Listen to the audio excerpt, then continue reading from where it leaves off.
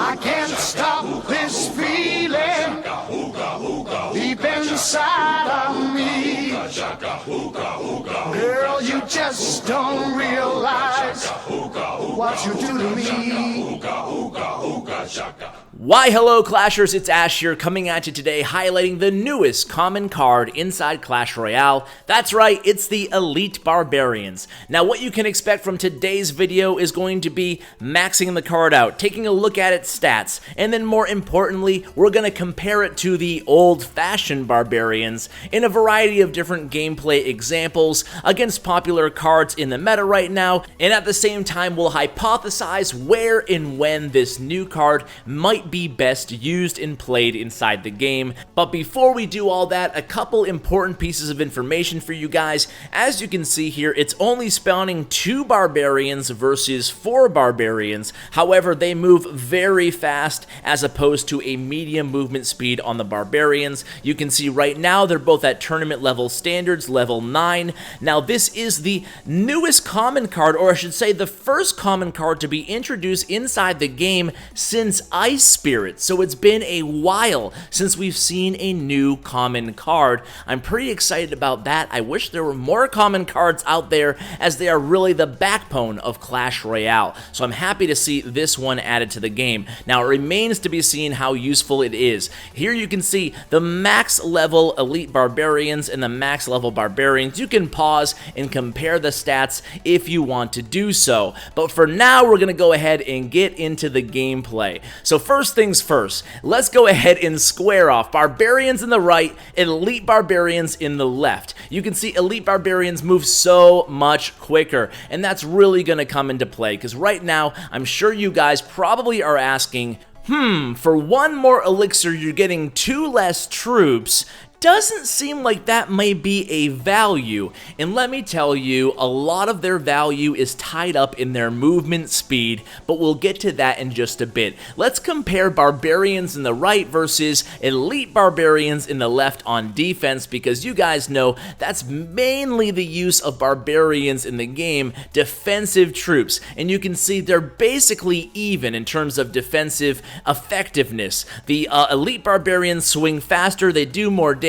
Even though there's only 2 of them, they can actually keep up with a Barbarian DPS, including the entire swarm of 4 Barbarians, even though there's only 2 Elite Barbarians. Let's go ahead and watch the same against Royal Giants. So you can see here I'm going to place the Barbarians in the left lane, I'm going to place the Elite Barbarians in just about 3 seconds here in the right lane, and you can see very quickly the Elite Barbarians are going to be able to take down their Royal Giant and quickly get to the tower about the same time as the Barbarians, thanks to that movement speed. You can probably already tell that the Elite Barbarians are going to be a nice defensive counter push troop. You can see they won't be taken down by lightning. Let's compare them to a few other direct damage spells. So obviously you guys know that a fireball and a log or a zap spell can take out regular Barbarians, but you can see the Elite Barbarians have just enough extra hit points that even a fireball and a log will leave them still standing, if not just barely.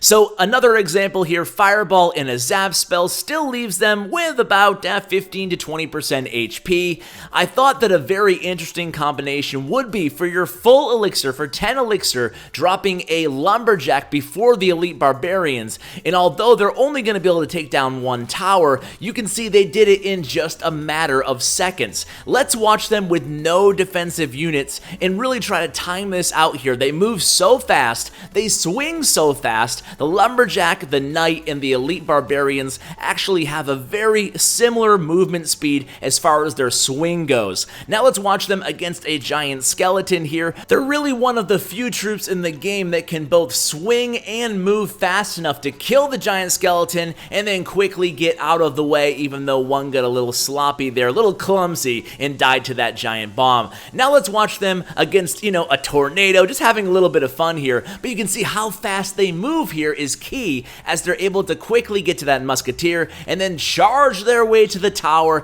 and then still do a decent amount of hit points off that tower. Now don't get too cocky here, guys, because Sparky can still take care of Elite Barbarians in just one hit. Now another interesting combination I thought of is playing the Ice Golem before the Elite Barbarians, because of course the Elite Barbarians do have trouble with swarm units, being that there's only 2 of them. However, with their swing speed, their movement speed, and the AoE splash damage upon destruction of the Ice Golem, they can actually be pretty difficult to counter. Now on defense, coming at us right now is the Log for 2 elixir, the Hog for 4 elixir, and the Skeletons for 7 elixir. This is called a positive elixir trade, and look at this, guys. They're actually so fast that they can push the slower units, so they're pushing that knight way up to the tower at super fast speed, and then they get the tower down, again, only in a matter of seconds there. I thought that was pretty fun. Now we're gonna watch the Elite Barbarians and an Ice Golem take out 3 musketeers